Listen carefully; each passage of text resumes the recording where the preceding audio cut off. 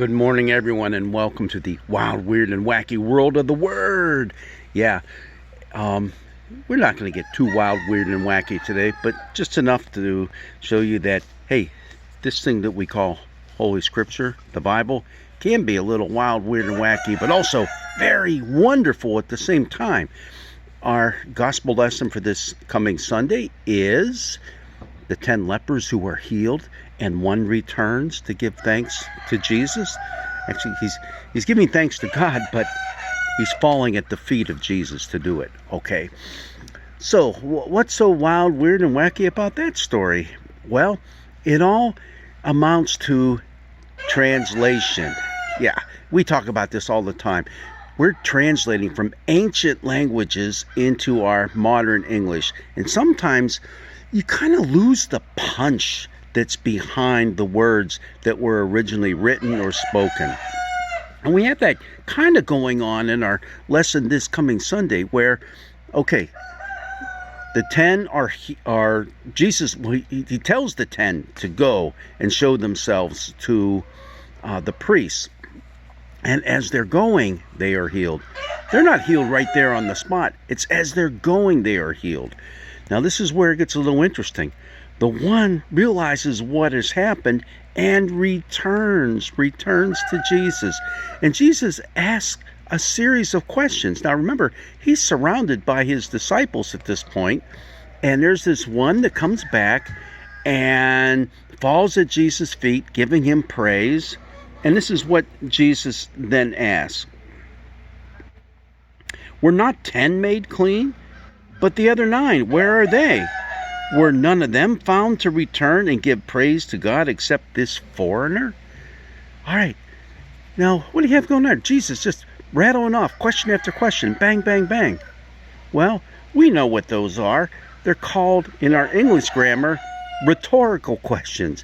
And in the Greek grammar, the specific way that you set up your sentence and the words in the sentence tell us exactly that's what's going on. It's a rhetorical question. You know what a rhetorical question is? It's one that you're not waiting for an answer. You're actually just spouting something off in the form of a question that's making a point, because no answer is necessary. The answer is right there in the question itself. So you have that going on, and sometimes a lot of our English translations kind of lose that point. Jesus is just giving the 1-2 to this whole issue of what's going on. Why is there only one who came back? And he points it out at the very end. Why was it only this foreigner? Now, that's another grammatical issue, if you want to call it that, in our Greek Bibles, because it's the only time this particular word shows up in the entire New Testament. Yep. This is the only time it occurs. But it's found right there in the temple at Israel. What do I mean? It's found at the temple there in Israel, in Jerusalem. It's what's written on the inner sanctuary wall. See, women, children, and foreigners were allowed to go so far into the temple. And after that, only the men could go into the next area. Then even after that, only the priests were allowed to go, right? Well, this was kind of a big stop sign. Stop. Nobody, no foreigners go past this sign, this point. That's it. Isn't that interesting? See, that's something we might not see. But someone who's reading this, and when Jesus speaks it, hey, people know exactly what's going on. And the last little point, grammatical point that's so very important. Get up and go on your way. Your faith has made you well. Your faith has made you well. Has made.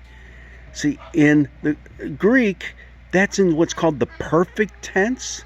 And the perfect tense is an action that has happened, bang, but it has consequences that reach on forever. In other words, it's something that has happened, but almost is continuing to happen all through eternity. Your faith has made you well. You are now well forever. And another way to translate well, has made you well, is has saved you. Has saved you. You are now rescued from the clutches of death forever. Wow. These are powerful, powerful words as a part of this story that we have for this coming Sunday that sometimes don't always translate over smoothly into English.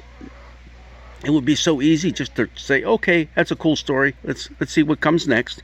No, stop right there and let all these words sink in.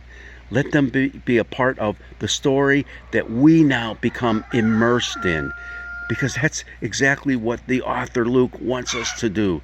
This Jesus just didn't come doing a lot of cool stuff here on this earth. He did stuff that lasts forever, that have a lasting impact, not only on the life of this leper, but on your life and on mine. Well, God's blessings be with you. Get out, enjoy the autumn leaves this weekend, and have an awesome day.